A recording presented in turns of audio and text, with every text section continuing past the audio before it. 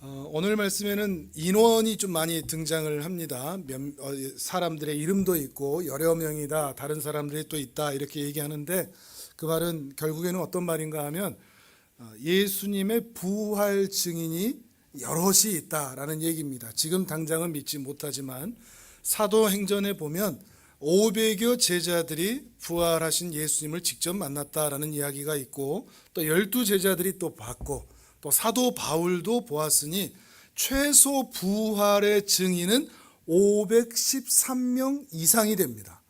그러니까 그 513명 이상이 예수님의 부활을 만약에 거짓말이라면 전혀 오차가 없이 입을 다 맞춰야만 되는 거죠. 그런데 513명 이상의 부활 증인이 있다라고 하는 것은 이것이 분명한 사실이다, 이것을 말하고 있는 겁니다. 그런데 부활의 증인이 이렇게 많이 있는데 제자들의 분위기는 매우 어수선합니다. 믿는 것이 아니라 오히려 당혹해하고 침묵하고 놀라하고 망설이고 있습니다. 오히려 혼란 가운데 있는 제자들의 모습을 보는 것이죠. 그런 상황을 조금 본다면 안식 후 첫날 새벽이라고 그러죠. 그러니까 요일로 따지면 토요일 다음 날 주일 아침이 되는 겁니다. 일요일 아침. 우리가 부활주일을 일요일로 지키는, 주일을 일요일로 지키는 게 바로 여기에서 의미가 있는 거죠. 부활하신 날을 기념하는 것입니다. 10절에 보면 여러 여인들이 나타난다는 말이죠. 막달라 마리아, 요한나, 야고보의 어머니 마리아, 그 외 다른 여인들이 무엇을 하러 갔느냐? 향품을 가지고 무덤으로 갔다고 합니다. 여기서 이 향품이 헬라어로 하면 아로마입니다. 아로마. 많이 들어보신 거죠. 그러니까 그 시체가 부패하지 않도록 뭔가 향을 바르기 위해서 간 거지 예수님의 부활을 믿고 간 것은 아니라는 의미인 거죠. 아로마를 들고 거기에 갔는데 그 무덤 앞에서 어떤 일이 있었다고요? 돌이 굴러져 있었다. 그래 무덤이 비어 있었다 그러죠. 우리나라의 무덤과는 다릅니다. 아리마대 사람 요셉, 특히 부자의 무덤이었는데 그 무덤은 동굴형으로 되어 있어서 깊이 파서 조상들, 가문들 함께 묻는 겁니다. 아마도 매우 큰 무덤이었을 것이고 아마 새 무덤이었을 것입니다. 그리고 그 무덤 입구는 큰 돌로 막아서 사람이 밀 수 있는 그런 구조가 아닙니다. 그런데 그 돌이 옮겨져 있다. 그리고 무덤이 비어 있다. 이런 얘기를 하고 있는 거죠. 여인들이 당황했습니다. 곤란해하고 있습니다. 고민하고 있습니다. 그런데 찬란한 옷을 입은 두 사람, 이 땅에 속하지 않은 두 천사가 이제 여인들에게 이렇게 말을 하는 겁니다. 자, 성경을 보면서요 5절, 6절, 7절을 다시 읽어보겠습니다. 5, 6, 7절 시작. 여자들이 두려워 얼굴을 땅에 대니 두 사람이 이르되 어찌하여 살아있는 자를 죽은 자 가운데서 찾느냐? 여기 계시지 않고 살아나셨느니라. 갈릴리에 계실 때에 너희에게 어떻게 말씀하셨는지를 기억하라. 이르시기를 인자가 죄인의 손에 넘겨져 십자가에 못 박히고 제3일에 다시 살아나야 하리라 하셨느니라 한데. 아멘.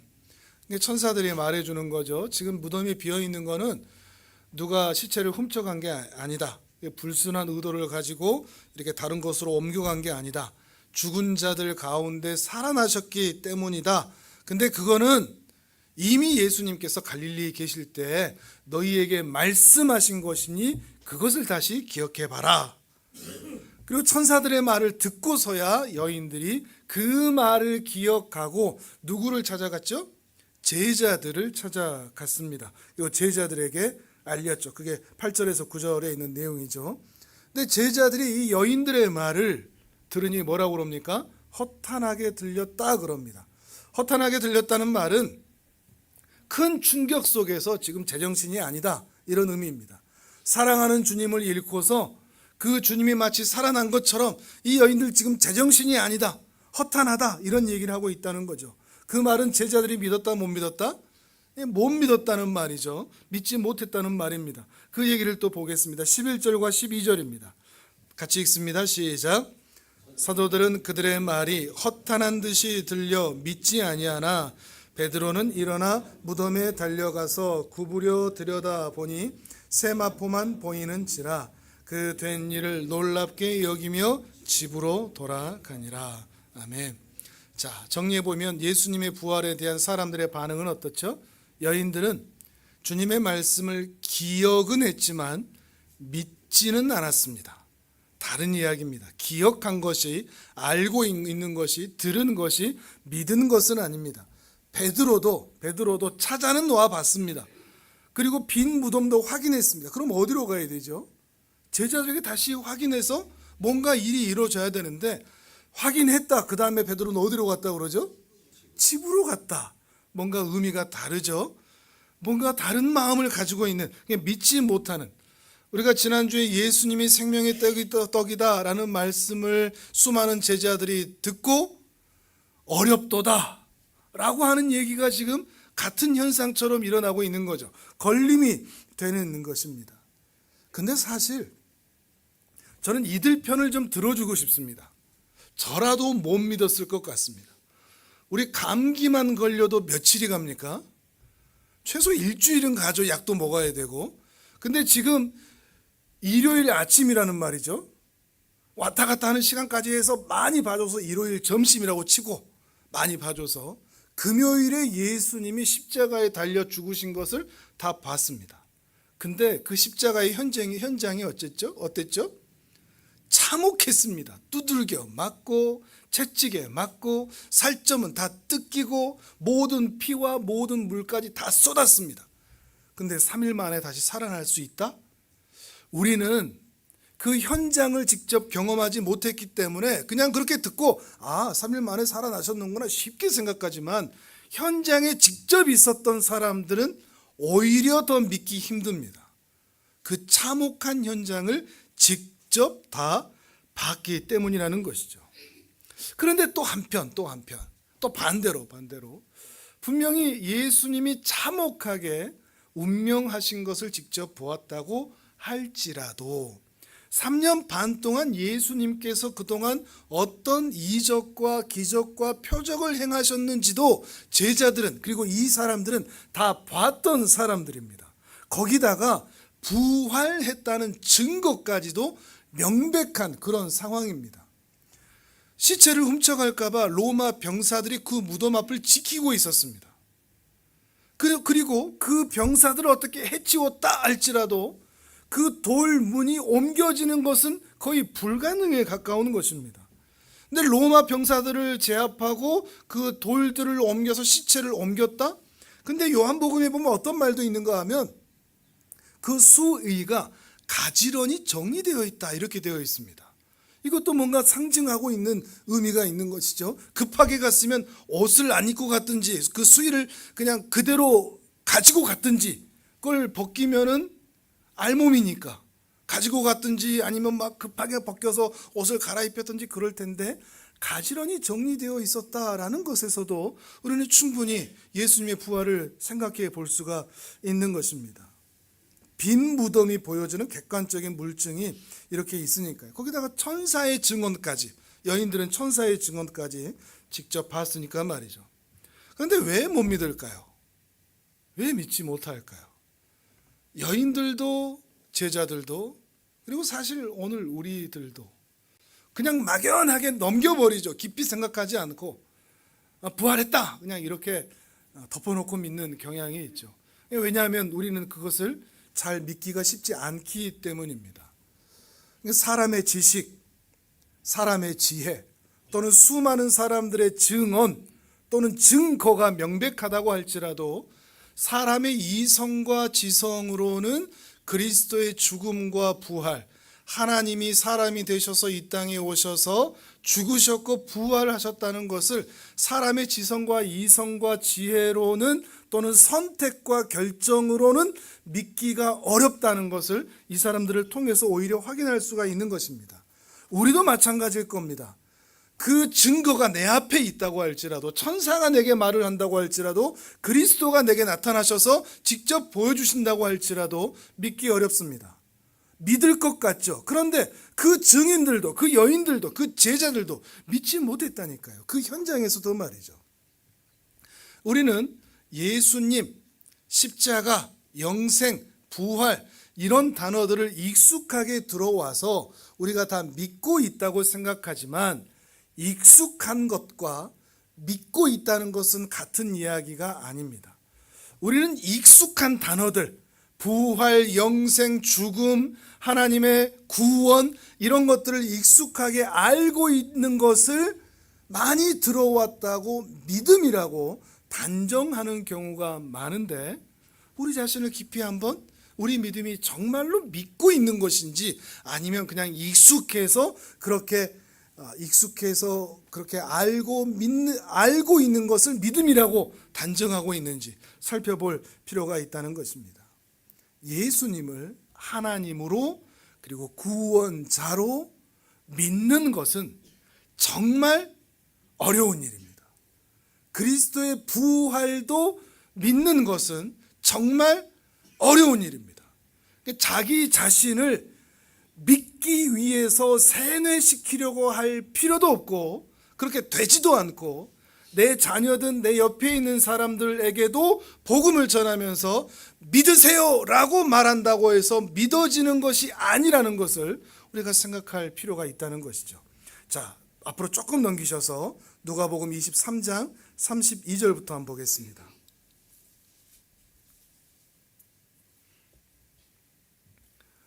말씀 노트 안에 보면 또 이 성경의 순서들이 있습니다. 누가복음 23장 32절부터 43절까지 같이 읽겠습니다. 시작.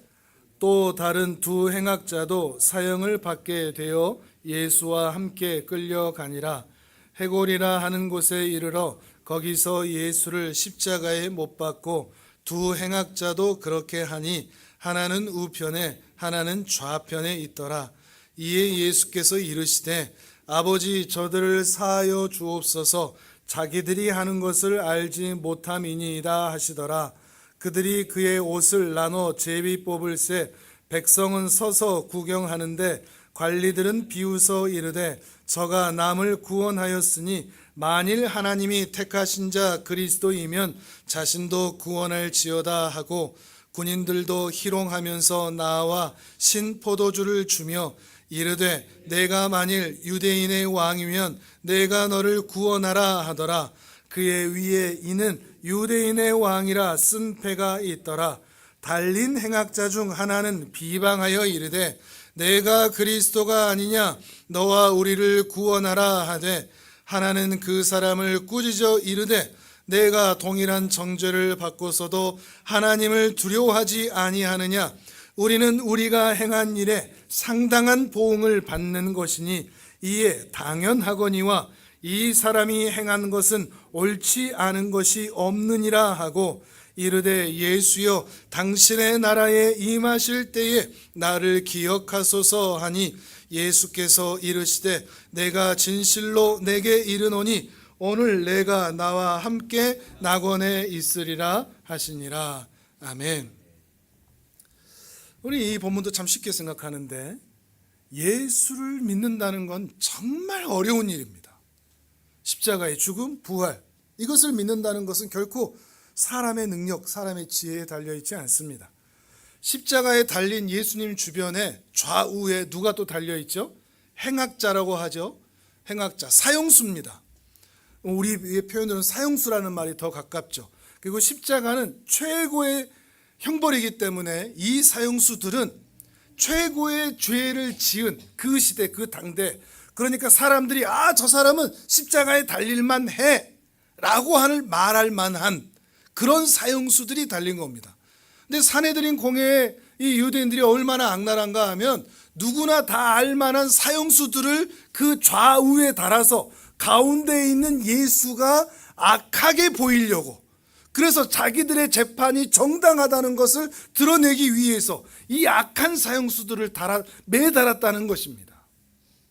근데 그만큼 악한 사람인데 예수님이 하신 말씀 이 한마디 아버지여 저들을 용서하소서 그것도 그렇게 두들겨 맞고 온갖 피를 다 흘리고 진을 다 빼고 목소리도 근엄한 목소리가 나오지 않았을 텐데 그 말을 옆에서 한마디 듣고 그 한마디 들은 것으로 이 참혹한 십자가의 예수를 보면서 당신은 하나님의 아들입니다. 구약에서부터 전하여 내려오던 하나님의 나라가 당신의 나라인 것을 믿습니다. 그러니 당신의 나라가 임할 때 나를 기억하소서라고 이 사형수가 말한다는 것이 이게 자연스러워 보이십니까? 아닙니다. 극악한 사형수가 이 마지막 순간에 처참한 몰골의 예수에게서 하나님의 나라를 발견한다? 근데 예수님께서 이 사람을 향하여서 오늘 네가 나와 낙원에 있으리라 라고 말씀하신 것을 보면 이 사람이 지금 장난하고 있는 것도 아니고 이 사람이 지금 조롱하고 있는 것도 아니고 이 사람이 정말 예수님을 믿고 있다는 것을 확인할 수가 있습니다. 예수님의 말씀을 통해서 어떤 사람들은 이 사형수를 보면서 아이고 죽기 전에 마지막에 어떻게든 예수 믿는다고 하고 죽으면 돼 라고 참 쉽게 말하지만 쉬운 일 아닙니다. 이건 하나님의 은혜로만 가능하다는 것을 설명해 주는 것이죠.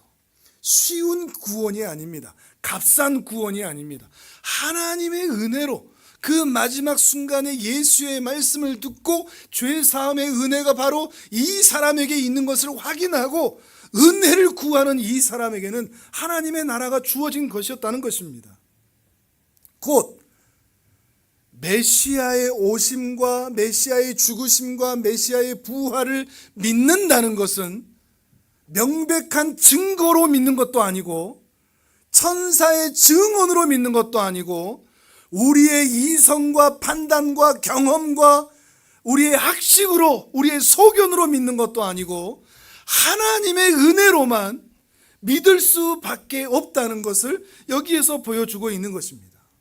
하나님의 은혜가 있어야 비참하고 처참한 십자가에서 그리스도를 발견할 수가 있다는 겁니다. 우리 인간에게는 그 십자가에서 그리스도를 뽑아낼 실력이 있다 없다? 없다. 우리 인간에게는 그 처참한 십자가에서 하나님의 은혜를 발견할 실력이 있다 없다? 없다. 없다. 우리의 눈이 닫혀 있기 때문이죠.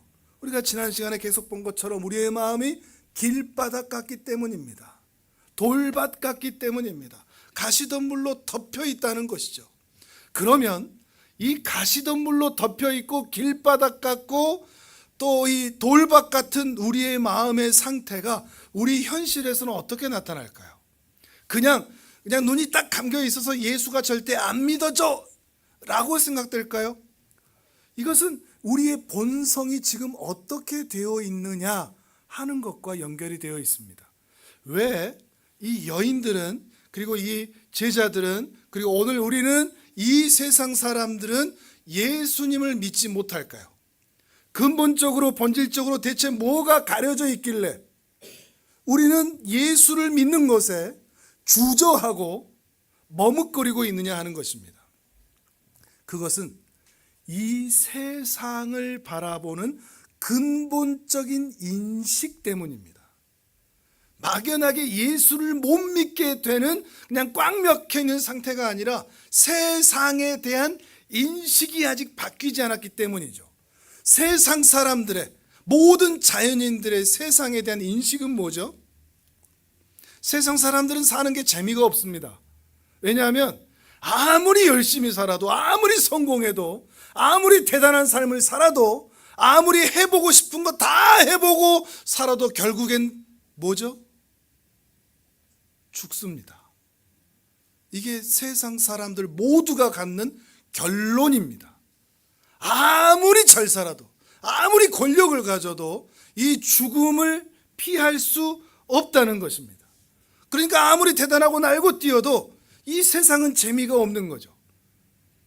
재미있게 살 수가 없는 겁니다. 인간은 태어나서 살다가 죽고 소멸되거나 아니면 반복이 되거나 이것이 우리 자연인들이 갖는 세상에 대한 근본적인 인식입니다. 어떤 면에서는 윤회라고 하는 순환되고 반복된다 하는 것이 맞아 보이기도 합니다. 실제로 자연이 그렇지 않습니까? 봄이 오고 그 다음에 가을이 여름부터 오죠. 여름이 오고 가을이 오고 겨울이 오고 그 다음에는 어떤 계절이 옵니까? 새로운 진전이 있는 것이 아니라 다시 봄으로 갑니다. 이러한 사계절의 운영을 보면서 세상 많은 자연인들은 윤회를 얘기했습니다. 순환과 반복. 그래서 모든 사람들은 이 순환과 반복의 체계 안에 살고 있다. 살다 태어나다 살다 죽고 소멸하고 다시 태어나고 다시 살고 다시 죽고 소멸하고 다시 태어나고 이 순환과 반복에 있다는 것이죠. 그런데 이 순환과 반복의 체계에서 벗어날 수 있는 방법이 있다고 사람들은 말합니다. 소위 말하는 해탈이죠. 열반입니다. 참선을 통해서 도를 깨달아 이 순환과 반복의 고리에서 벗어나기를 원합니다. 그런데 우리같이 세상 사는 게 바쁜 우리들이 참선할 시간이 있습니까? 산에 처박혀야 그것도 가능하지. 일반 세상에서 우리 같은 중생들이 이 바쁘고 순환되고 반복되는 체계에서 해탈할 수 있겠습니까? 산속에서나 가능하지 우리 일반 시장바닥 같은 세상에서는 불가능합니다. 그래서 우리는 해탈을 꿈꾸지 못합니다. 열반을 꿈꾸지 못하죠. 그래서 그 다음 단계 선행과 공덕을 쌓으면 혹시라도 신이 만들어 놓은 것 같은 죽음의 이 사슬 순환과 반복의 체계에서 더 이상 살지 않고 탈출할 수 있지 않을까라고 얘기하면서 공덕을 쌓고자 합니다. 선행을 쌓고자 하죠. 아니면 고행을 하든지. 이게 세상 모든 종교가 모든 자연인들이 갖고 있는 일반적인 생각입니다. 우리가 다 이 생각이 근본적인 인식으로 당연한 본능으로 깔려 있다는 겁니다. 우리의 본능으로 말이죠. 윤회라는 것을 믿는다고 해도 우리의 지난 생을 우리는 모릅니다. 아시는 분 계십니까? 혹 정말로 순환되고 반복된다고 하더라도 여러분의 지난 생을 아십니까? 모릅니다. 윤회가 있다면 그럼 다음 생은 어떤 걸까요? 다음 생에 대한 기약도 하지는 못합니다. 윤회를 믿어도 이 땅이 전부인 겁니다. 윤회를 안 믿으면 그냥 죽으면 소멸되는 거죠. 윤회를 믿던 윤회를 믿지 않던 순환과 반복의 체계 안에서 우리 인생은 끝인 낭떠러지 같은 그 죽음에 우리는 다 끝나게 되어 있다는 것입니다. 결국 죽음이 끝입니다. 아무리 잘 살고 성공하고 대단한 인생을 살든. 근데 그리스도의 부활이 던지는 메시지가 뭘까요? 우리는 부활을 왜 믿죠? 여러분은 부활을 왜 믿습니까? 와, 다시 살아났다, 신기하다, 하나님 만세, 하나님이신가 보다, 이게 전부입니까? 그럼 정말 가난한 부활 신앙입니다. 그리스도의 부활을 하나님께서 허락하신 이유는 순환과 반복되는 세상의 체계 안에서, 그래서 죽음이 끝이라고 믿고 있는 모든 자연인들에게 죽음 이후에 또 다른 세상이 연결되어 있다, 이걸 보여주기 위해서 그리스도의 부활을 우리에게 허락하신 겁니다. 죽음이 끝이 아니다. 우리 인생은 영원한 세계와 연결이 되어 있다. 그래서 영생하여 하나님의 은혜를 누리며 살든지 아니면 영벌을 받아 하나님의 저주 아래 살든지, 이 두 가지로 연결된다는 것이죠. 역사는 반복과 순환이 아니라 직선으로 나아가는 것이다 하는 것입니다. 실제로 그렇죠. 하나님께서 세상을 창조하셨습니다. 그리고 인간은 타락했습니다. 하나님께서 사람이 되어 이 땅에 오셔서 죽고 부활하시면서 회복의 기회를 만들어 놓으셨습니다. 그리고 마지막에 하나님께서 다시 오셔서 하나님 나라를 완성하십니다. 순환입니까? 직선입니까? 윤회가 있습니까? 아니면 우리는 끝을 향하여 가고 있습니까? 영원한 나라를 향하여 가고 있죠. 우리는 어디쯤에 있죠? 우리 역사 인식으로 본다면 예수님의 부활과 다시 오실 하나님의 그 나라 사이 어디쯤에 있는 겁니다. 이 하나님의 나라가 빨리 올지 아니면 임박했는지 우리는 알지 못합니다. 근데 그 사이에 있다는 겁니다. 이 인식을 가질 때 우리가 지금 어디에 있는지, 어디에서 와서 어디로 가는지를 알 수 있다는 겁니다. 무엇을 통해서? 그리스도의 부활을 통해서. 세상 사람들이 전부 다 이 순환과 반복, 이것에 휘둘려 사는 세상에서, 그래서 이 세상에서 사는 동안 돈을 휘두르자, 권력을 휘두르자, 마음껏 놀고 먹자, 이것만 가지는 세상에서 우리 신자들은 그 영원한 세상이 연결되어 있음을 알고 그 영원한 세상을 가기 위하여 이 땅을 어떻게 살 것인가, 이걸 고민하며 사는 것입니다. 산상수훈에서 예수님께서 하신 말씀이 바로 그것과 연결이 되어 있습니다. 마태복음 6장을 찾아보시죠. 마태복음 6장 25절에서 27절을 보겠습니다. 성경을 찾아보십시오. 앞으로 넘기시면 됩니다. 마태복음 6장 25절에서 27절.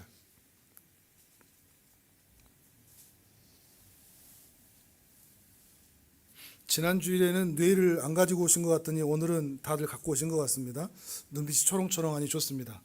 자, 마태복음 6장 25절에서 27절 같이 읽습니다. 시작. 그러므로 내가 너희에게 이르노니 목숨을 위하여 무엇을 먹을까, 무엇을 마실까, 몸을 위하여 무엇을 입을까 염려하지 말라. 목숨이 음식보다 중하지 아니하며 몸이 의복보다 중하지 아니하냐. 공중의 새를 보라. 심지도 않고 거두지도 않고 창고에 모아 들이지도 아니하되 너희 하늘 아버지께서 기르시나니 너희는 이것들보다 귀하지 아니하냐. 너희 중에 누가 염려함으로 그 길을 한 자라도 더할 수 있겠느냐. 아멘. 이 말씀은 단순히 신자는 초연하게 살고 유유자적하고 또 욕심부리고 살지 말고 이런 말이 아니라 영원을 아는 사람들, 부활의 신앙을 가지며 하나님의 그 권능자의 그 능력자의 성실하심과 사랑하심으로 우리 인생을 어떻게 책임지는 것을 아는 사람이라면 이 땅을 바라보며 살아갈 때 이렇게 살아갈 수밖에 없다, 이 말씀을 하고 있는 겁니다. 군자가 되라, 자연을 누려라, 이런 얘기가 아니라는 것이죠. 단순히 염려하고 걱정하지 마라, 이 차원을 넘어서는 말이라는 것입니다. 30절에서 33절도 읽어보겠습니다. 그럼 왜 이런 말이 가능한가? 같이 읽습니다. 시작. 오늘 있다가 내일 아궁이에 던져지는 들풀도 하나님이 이렇게 입히시거든 하물며 너희 일까 보냐. 믿음이 작은 자들아, 그러므로 염려하여 이르기를 무엇을 먹을까, 무엇을 마실까, 무엇을 입을까 하지 말라. 이는 다 이방인들이 구하는 것이라. 너희 하늘 아버지께서 이 모든 것이 너희에게 있어야 할 줄을 아시느니라. 그런즉 너희는 먼저 그의 나라와 그의 의를 구하라. 그리하면 이 모든 것을 너희에게 더하시리라. 아멘. 우리는 이 33절을 너무나 잘 알고 있지만 또 협소하게 알고 있는 것도 사실입니다. 먼저 그의 나라와 그의 의를 구하라, 이 말씀은 땅에서 찾으라는 것이 아니죠. 땅에서 종교적 행위를 잘하고 헌신도 하고 시간도 들여서 하나님을 위해 살다 보면 하나님 나라를 위해서 이 땅에서 신앙적인 일들을 많이 하면 하나님께서 다 챙겨주신다, 다 잘 살게 해주신다, 이런 말씀이 아닙니다. 그럼 어떤 말씀이냐? 자, 위로 어디에서 이 말씀이 시작되느냐? 24절을 보겠습니다.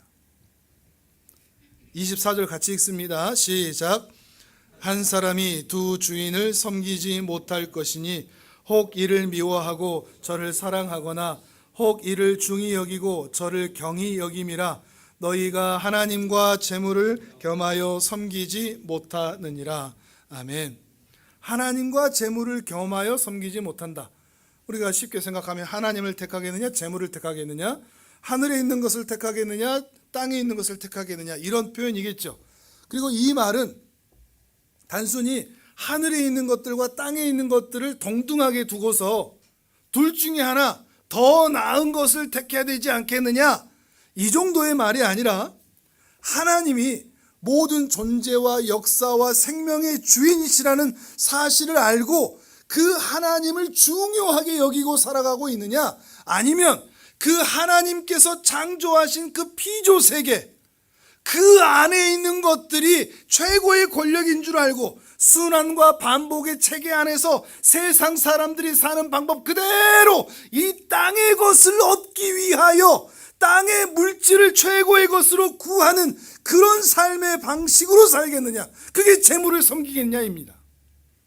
너희는 어느 곳으로 향하겠느냐? 하나님의 나라를 바라볼 것이냐, 이 세상이 전부라고 생각하며 살겠느냐? 다시 이 말씀은 19절부터 또 보겠습니다. 19절에서 21절까지 같이 읽겠습니다. 시작. 너희를 위하여 보물을 땅에 쌓아두지 말라. 거기는 좀과 동록이 해하며 도둑이 구멍을 뚫고 도둑질하느니라. 오직 너희를 위하여 보물을 하늘에 쌓아두라. 거기는 좀이나 동록이 해하지 못하며 도둑이 구멍을 뚫지도 못하고 도둑질도 못하느니라. 내 보물 있는 그곳에는 내 마음도 있느니라. 아멘. 너의 보물이 있는 곳이 어디냐 하는 거죠. 이 말씀은 헌금 많이 해라, 헌금 많이 하는 게 하늘에 쌓는 거다, 봉사 많이 해라, 섬기게 많이 해라, 이런 얘기 차원이 아닙니다. 너의 마음이 하늘을 향하여 있느냐, 그리스도의 부활을 통하여 보여준 하나님의 나라, 그 영원한 나라에 연결이 되어 있느냐, 그래서 그 다음 생을 향하여 오늘을 바라보며 살아가고 있느냐, 이 이야기를 하고 있는 것입니다. 부활은 지식이 아닙니다. 익숙한 것도 아니고요, 그냥 당연하게 받아들이는 것도 아닙니다. 부활은 신앙입니다. 내 삶의 자세입니다. 부활은 이제 내가 이 땅의 순환 체계 안에서 이 땅에서 잘 먹고 잘 살고 잘 되고 별일 없고 이것만을 위해 살 것이냐, 아니면 이 땅을 넘어서서 영원한 하나님 나라에 있대요 나에게는 종착역이 있고 목적지가 있어서 그 나라를 바라보며 오늘을 살 것이냐, 이것이 부활 신앙이라는 것입니다. 부활을 아냐 모르냐 믿냐 안 믿냐 이거의 차원이 아니란 말이죠. 나의 목적지가 어디냐. 세상 사람들은 이러한 역사 인식을 가지고 있기 때문에 오늘이 내일을 결정한다고 생각합니다. 이번 생이 다음 생을 결정한다고 생각하죠.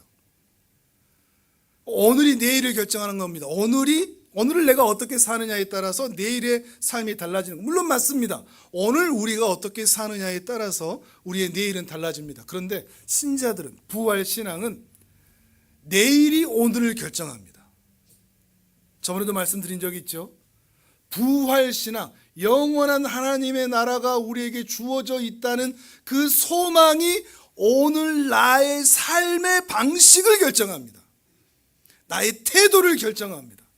물질에 대한 태도, 건강에 대한 태도, 사람에 대한 태도, 내 삶의 자세에 대한 태도를 결정한다는 겁니다.